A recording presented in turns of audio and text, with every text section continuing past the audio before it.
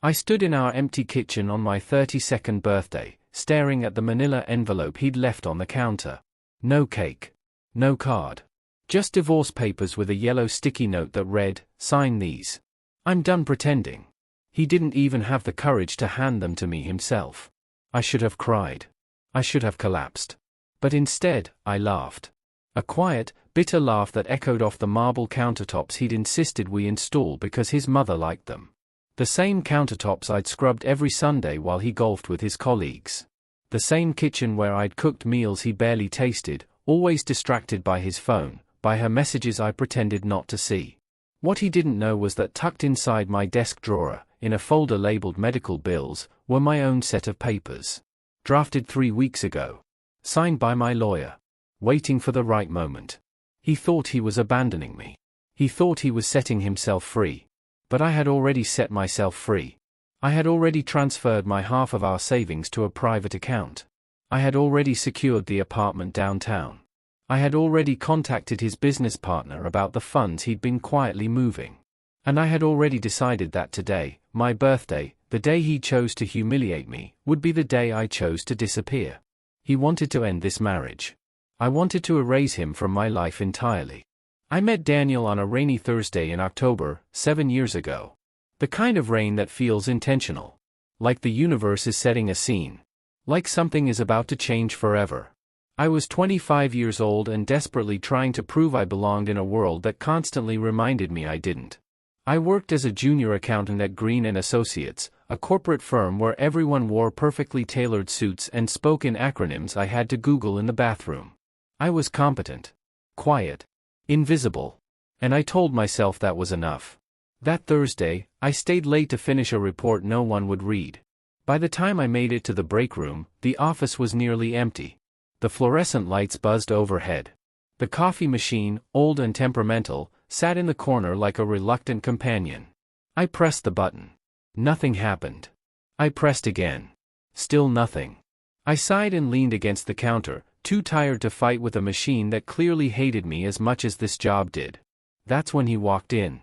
Daniel.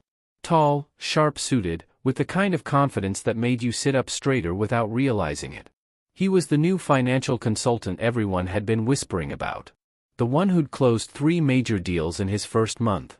The one who made partners nervous. He noticed me struggling and smiled. Not a polite smile. A knowing one.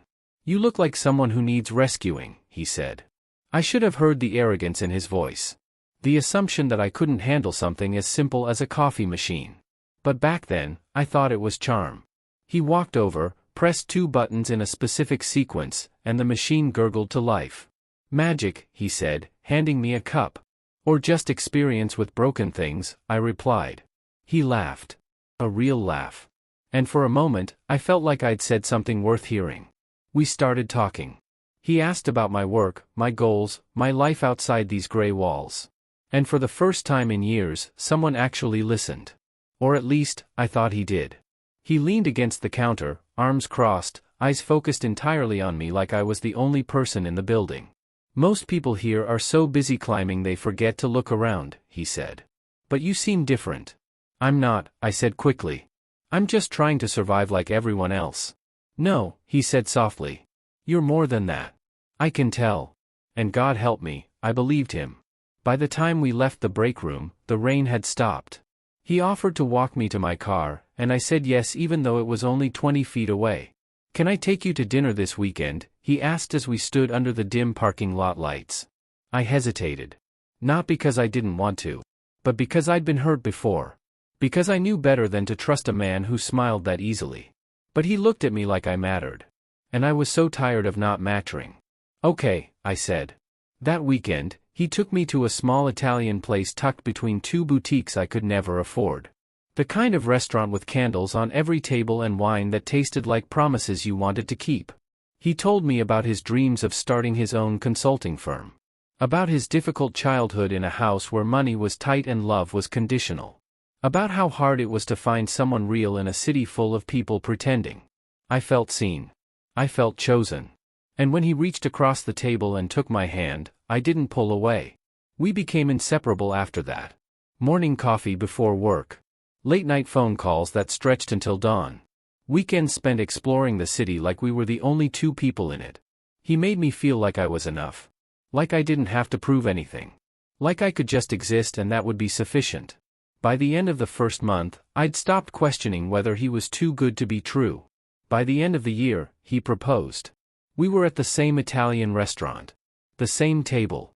The same candles flickering between us. He got down on one knee and pulled out a ring that caught the light in a way that made my breath stop. "I don't want to do this life without you," he said.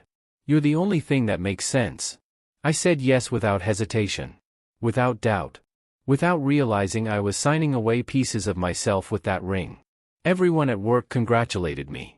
My friends said I was lucky. My mother cried and said she'd always known I'd find someone. And I believed I had.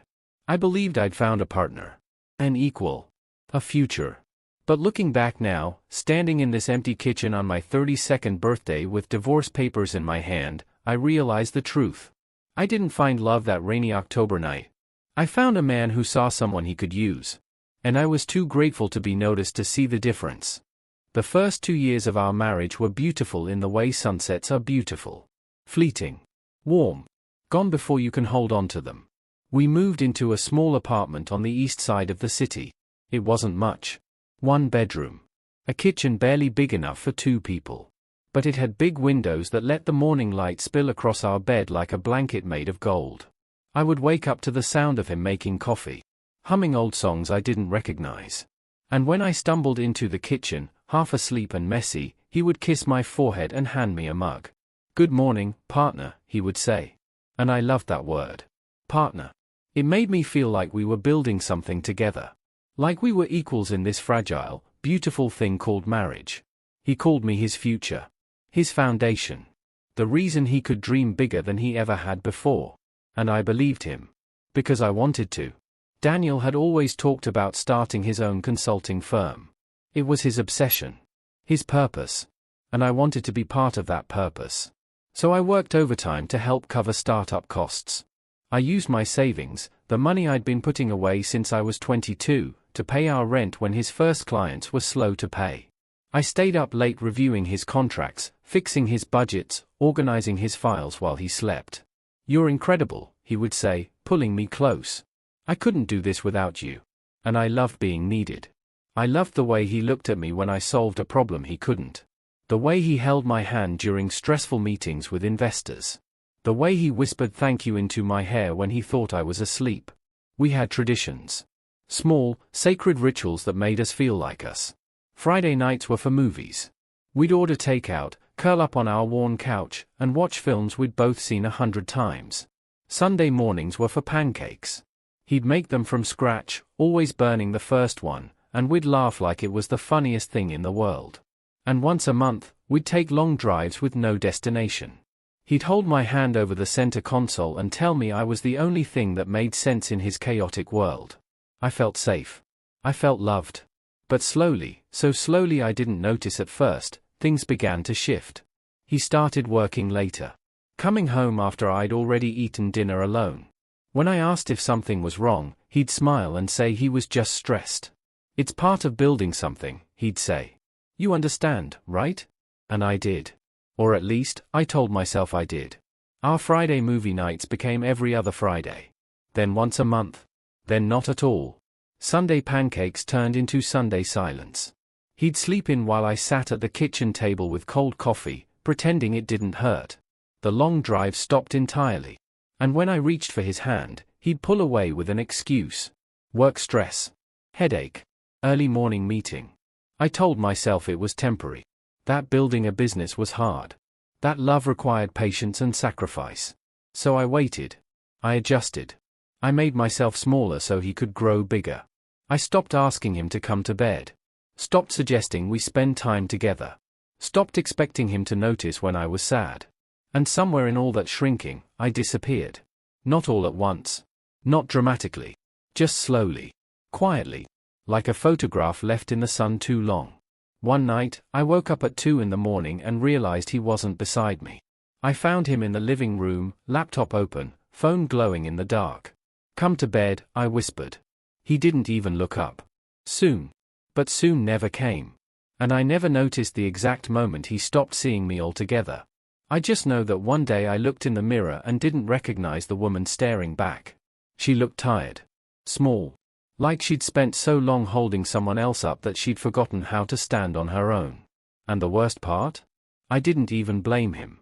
I blamed myself. For not being enough. For not trying harder. For not being the kind of woman who could keep a man's attention. So I tried harder. I cooked his favorite meals. I kept the apartment spotless. I asked about his day even when he barely answered.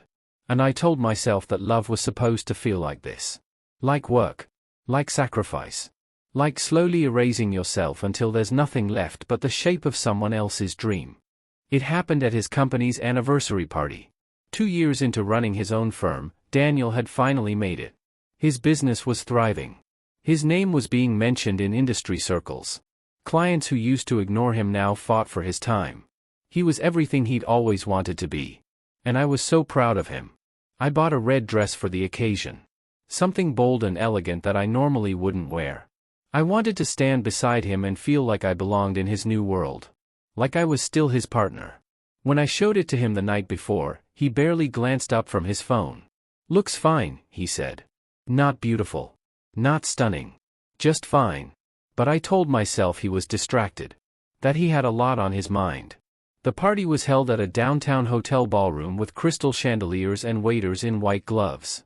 Everyone there looked expensive. Polished. Like they'd never struggled for anything in their lives. When we arrived, Daniel immediately became someone else. Louder. Brighter. More charming than I'd seen him in months. He was surrounded within minutes. Clients. Investors. Colleagues.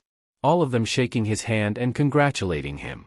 I stood beside him, smiling, trying to join the conversations. But every time I opened my mouth, he would talk over me or steer the discussion in another direction. At first, I thought it was an accident. Then it kept happening. And I realized he was doing it on purpose. Then she walked in. Vanessa.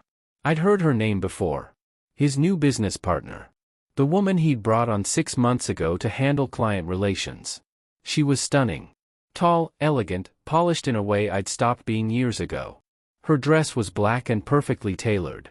Her laugh was confident and bright. And the way Daniel looked at her made my stomach drop.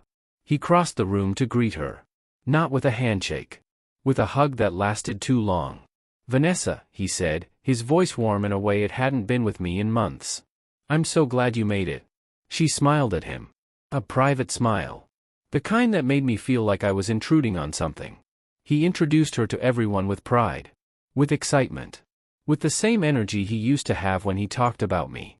When someone asked how his success had happened, he gestured to Vanessa. "She's the reason we're here tonight," he said. She believed in this vision from the start. I stood 3 feet away. Invisible. No one corrected him. No one mentioned my name. No one acknowledged the years I'd spent building this dream with him. I tried to speak up. "I was there too," I said softly. "In the beginning." Daniel's hand landed on my back. Firm. Almost cold. "Not now," he whispered. And he guided me away from the conversation like I was a child who'd interrupted the adults. I spent the rest of the night standing alone by the bar, watching him laugh and charm and shine. Watching him touch Vanessa's arm when he made a joke. Watching him lean in close when she whispered something. Watching him become the man I fell in love with for everyone except me. When we finally left, I said nothing. He didn't ask if I was okay. We drove home in silence. And when we walked into our apartment, he went straight to the bedroom without a word. I stood in the kitchen, still wearing that red dress, and stared at my reflection in the window. And I realized the truth. I had built his empire. I had sacrificed my time, my money, my dreams to help him become the man everyone admired tonight. And he had erased me from it. Completely. Like I'd never existed at all. After that night, I became a ghost in my own marriage. Daniel stopped coming home for dinner. He'd text me at 7 or 8, always with the same excuse. Late meeting. Client emergency. You know how it is. And I did know. Because I'd been the one covering for him when his business was failing. I'd been the one staying up late to fix his mistakes. But now he didn't need me anymore. So he stopped pretending he did. He stopped asking about my day. Stopped touching me unless it was a routine kiss on the cheek before bed. Stopped looking at me like I was someone worth noticing. I would text him during the day. Simple things. Asking if he wanted me to pick up dinner. Asking if he'd be home before 9. Hours would pass before he replied. And when he did, it was always short. One-word answers. No warmth. No care. I would ask if we could talk, really talk, and he'd sigh like I was exhausting him. I'm too tired, he'd say. Can we do this another time? But another time never came. I would reach for his hand and he'd pull away. Always with an excuse. Work stress. Headache. Early morning. I told myself it was temporary. That marriages went through phases. That this was just a rough patch we'd get through. But deep down, I knew. This wasn't a phase. This was the end. I started noticing small things. Details I'd been too willing to ignore before. A perfume on his shirt collar that wasn't mine. Floral and expensive. The kind I could never afford. Late-night phone calls he took in the other room. His voice low and warm in a way it never was with me anymore. Charges on our credit card for restaurants I'd never been to. Places with names I couldn't pronounce. And then one night, I found the receipt. I was doing laundry. Something mundane and automatic. I reached into his jacket pocket to check for tissues or loose change, and my fingers brushed paper. A receipt from Marcello's. The Italian restaurant where he proposed to me. The place he said was ours. I unfolded it slowly. My hands were shaking but I didn't know why yet. Dinner for 2. Expensive wine. Dessert we used to share. The date was from 3 days ago. A Thursday night. The same night he texted me saying he was working late. I stared at that receipt until the numbers blurred. He'd taken someone else to our place. To the restaurant where he'd promised to love me forever. And I hadn't even been worth a lie creative enough to fool me. I should have confronted him. Should have thrown the receipt in his face and demanded the truth. But something inside me had shifted. I didn't want an apology. I didn't want him to grovel or make excuses or try to convince me it wasn't what it looked like. Because I knew exactly what it looked like. Instead, I folded the receipt carefully and placed it in a drawer in my desk. The one he never opened. And I started planning. The next morning, I opened a separate bank account. One he didn't know about. One that couldn't be touched. I called a lawyer. A woman named Patricia who came highly recommended. I told her everything. And she listened without judgment. Start documenting, she said. Everything. Times. Dates. Expenses. Messages if you can get them. So I did. I began keeping a journal. Every night he came home late. Every excuse. Every lie. I started checking our credit card statements more carefully. Noting patterns. Restaurants. Hotels. Charges that didn't make sense. I took photos of receipts. Screenshots of texts when he left his phone unattended. I didn't cry. I didn't fall apart. I became methodical. Calm. Strategic. If he wanted to erase me from his life, I would let him think he'd succeeded. But I would make sure he paid for it. Because I'd spent 7 years building a man who no longer saw me. And I was done being invisible. 3 weeks before my 32nd birthday, I found the proof I'd been unconsciously searching for. I wasn't snooping. Or at least, that's what I told myself. I was looking for our insurance documents. We needed to renew our policy and Daniel had mentioned the file was on his laptop. He was in the shower. The laptop was open on the dining room table. And I didn't think twice about unlocking it. I knew his password. It was my birthday. Ironic, isn't it? I opened the documents folder. But before I could find what I needed, I saw a notification pop up in the corner of the screen. A message. From Vanessa. I should have closed it. Should have respected his privacy.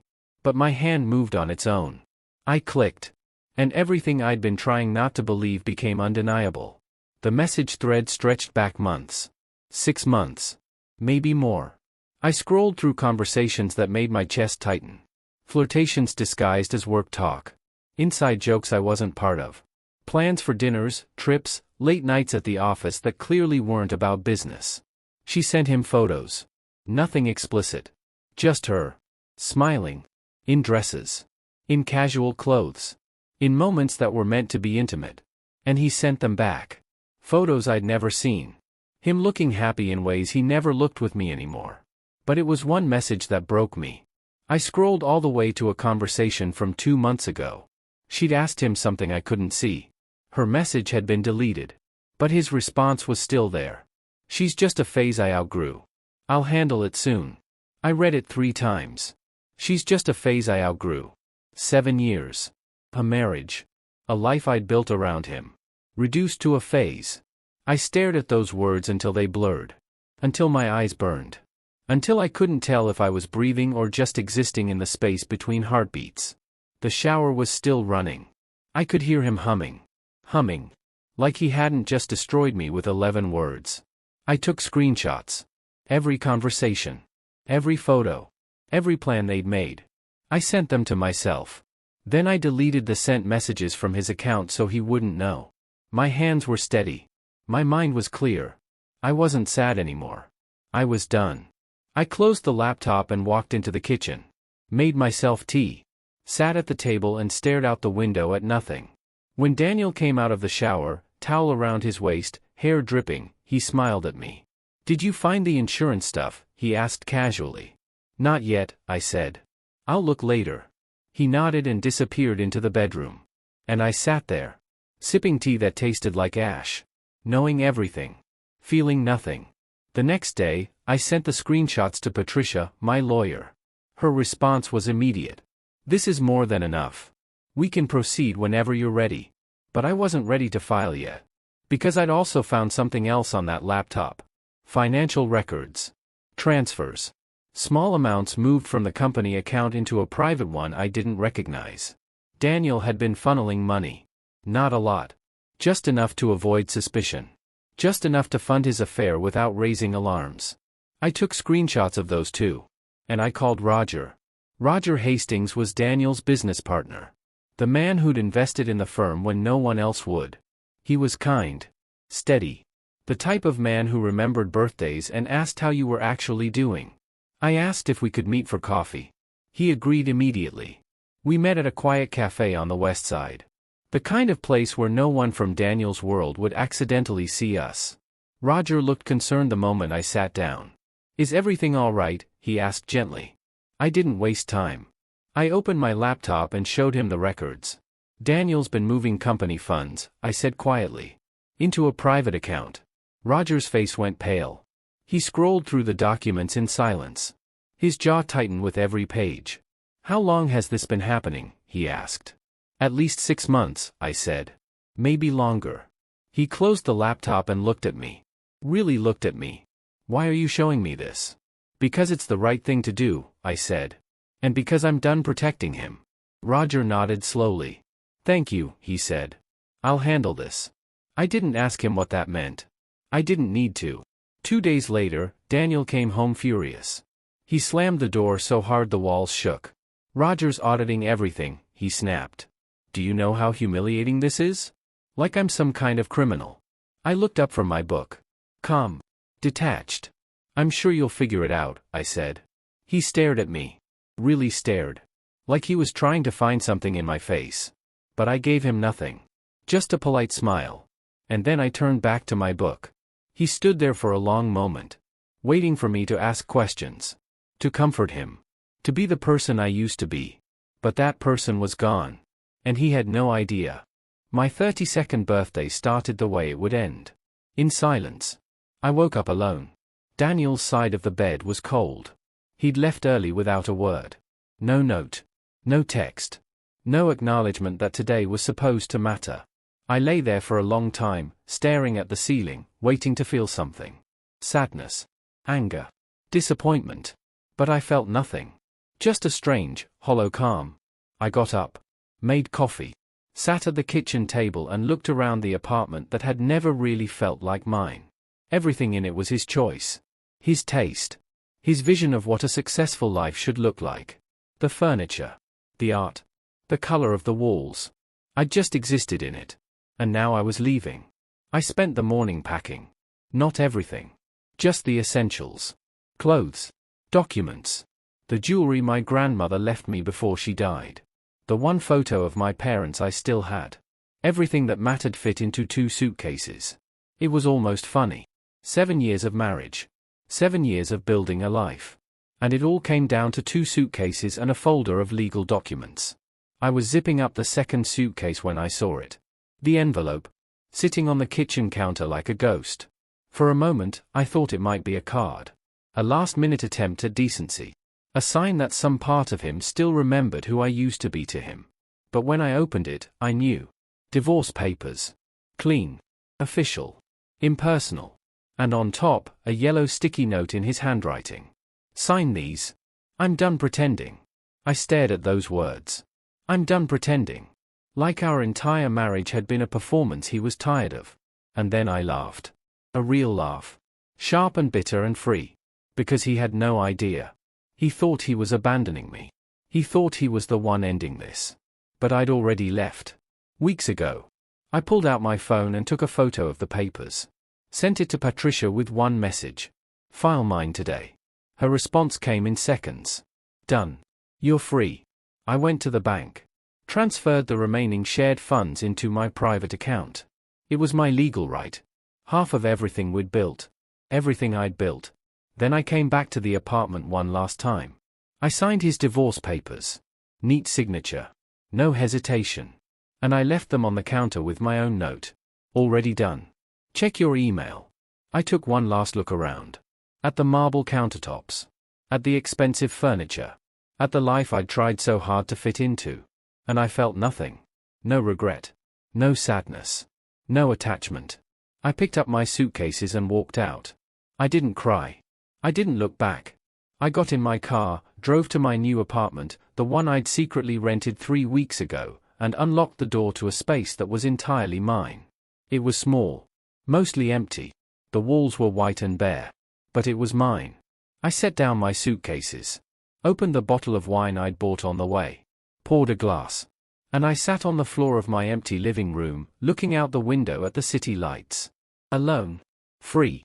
And finally breathing. My phone buzzed. Once. Twice. Then constantly.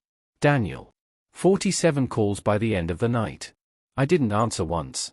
I just sipped my wine and smiled. Because today wasn't the day he left me. It was the day I left him. And he would never know I'd been gone long before he tried to go. Daniel called 47 times that day. 47. I know because I watched the number climb on my phone screen while I unpacked in my new apartment. I didn't answer once. Each call felt like proof. Proof that he'd expected me to beg. To cry. To ask him to reconsider. But I gave him silence. And silence, I was learning, was the loudest answer of all.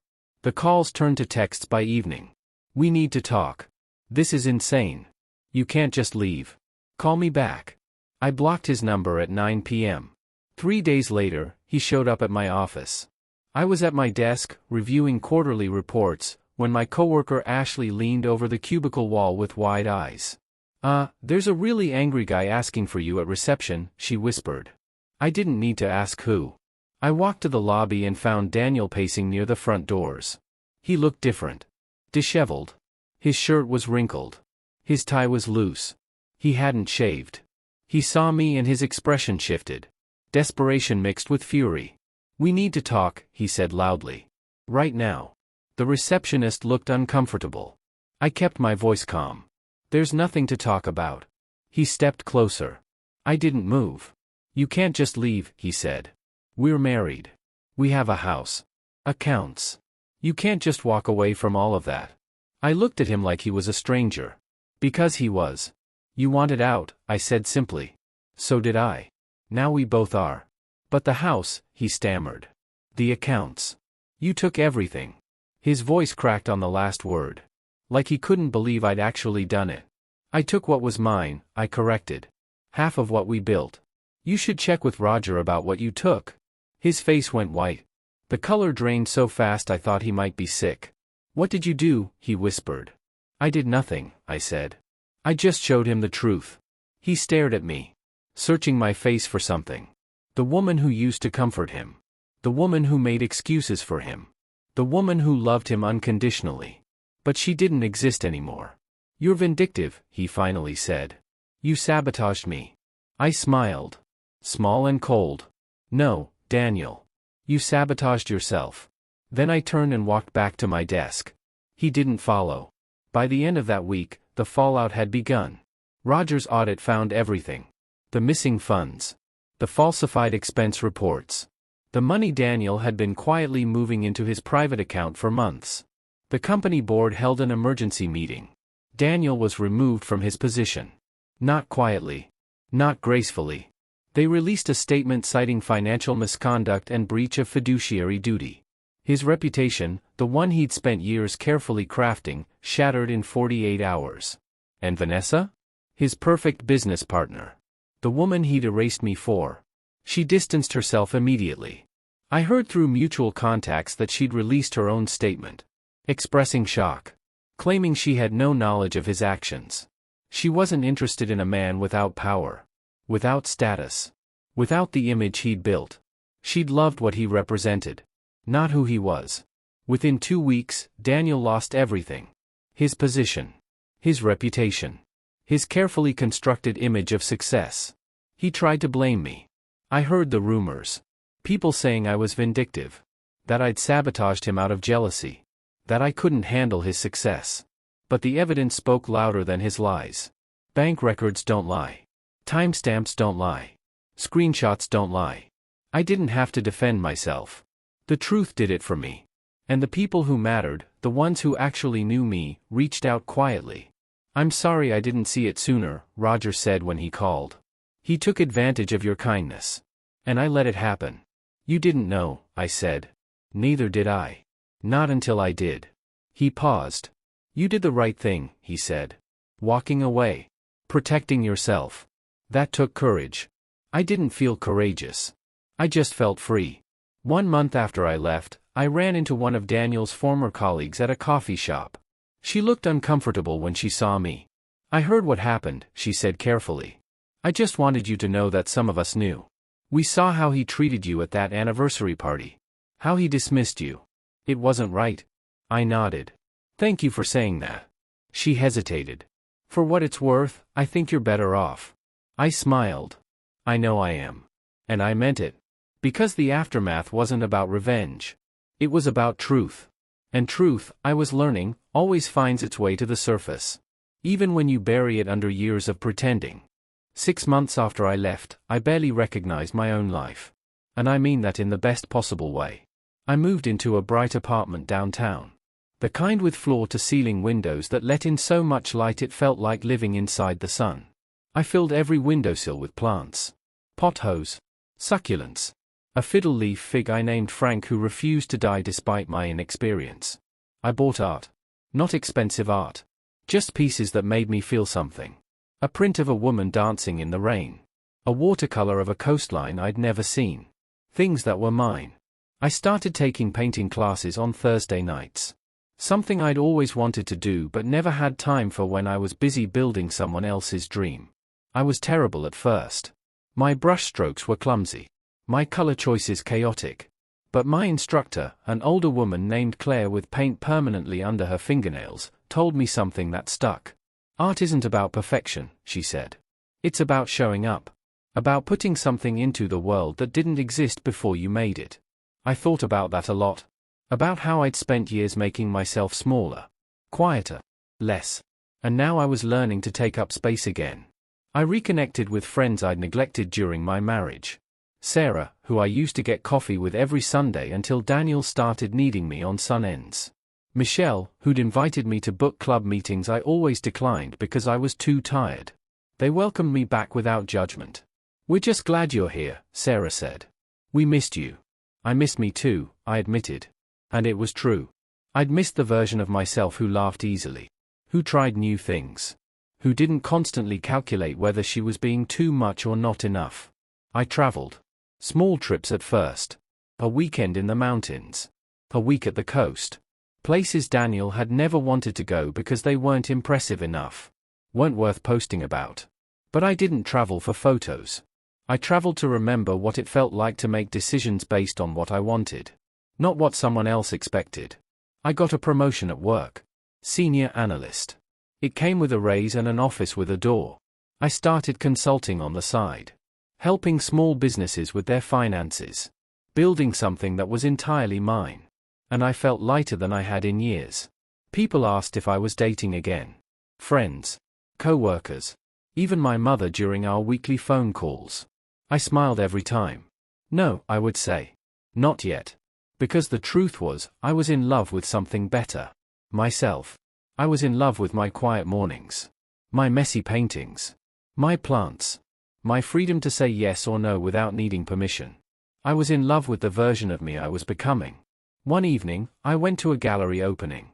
Claire had some pieces in the show and she'd invited the whole class. I was standing in front of a painting, a woman standing at the edge of a cliff with her arms outstretched, when I heard a familiar voice. It's powerful, isn't it? I turned. Roger. Daniel's former business partner. The man I'd shown the evidence to. He smiled warmly. I didn't know you were into art, he said. I'm learning, I replied. Trying new things. He nodded.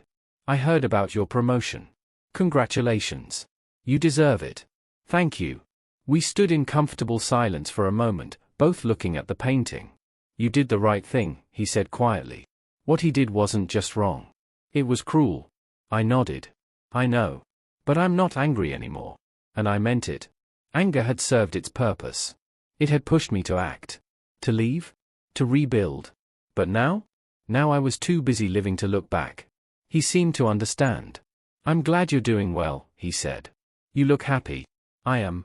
And for the first time in years, I wasn't lying. I was happy. Not because someone chose me. Not because I'd proven my worth. Not because I'd gotten revenge. But because I'd chosen myself. And that was more than enough. I saw Daniel one last time, a year after our divorce was finalized. I was at a small cafe near my apartment. The kind with mismatched chairs and local art on the walls. I'd just finished a consultation with a new client and I was treating myself to an overpriced latte and a book I'd been meaning to read for months. The bell above the door chimed. I looked up out of habit. And there he was. Daniel. He looked different. Smaller somehow. Like someone had deflated him. His suit was still expensive but it hung on him wrong. His face was drawn. Tired. He had shadows under his eyes I'd never seen before. He was alone. He saw me and froze. For a long moment, we just stared at each other across the cafe. I waited for something to rise up inside me. Anger. Sadness. Bitterness.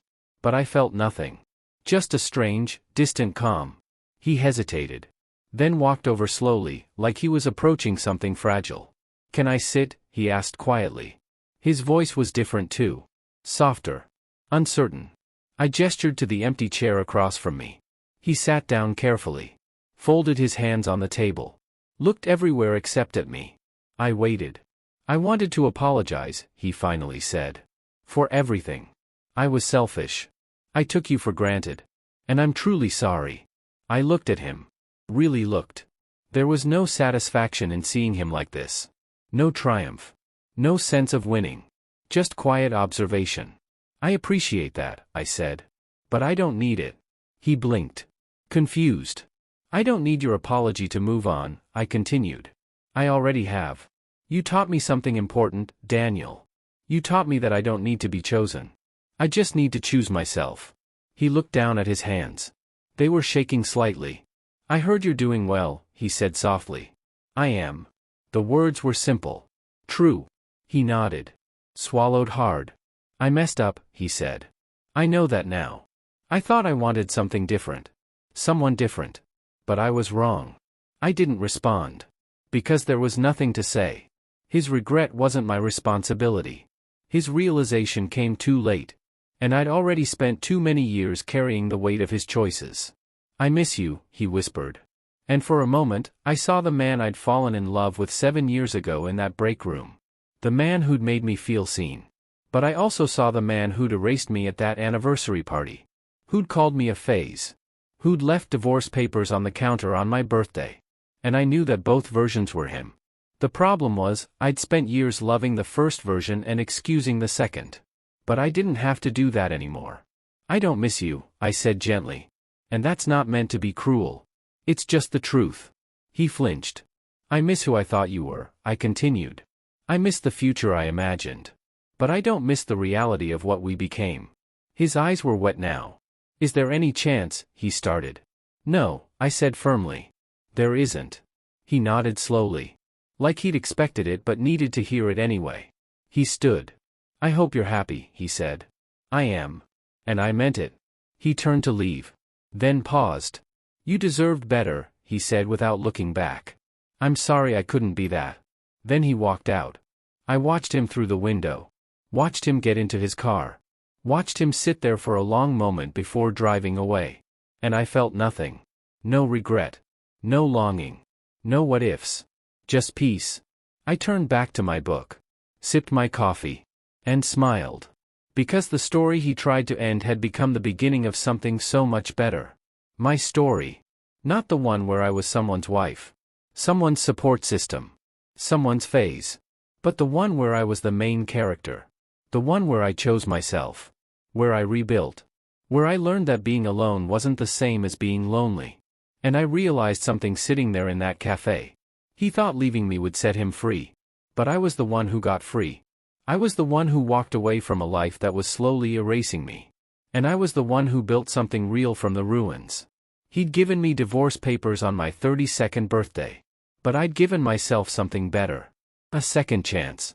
And this time, I was the only author my story needed.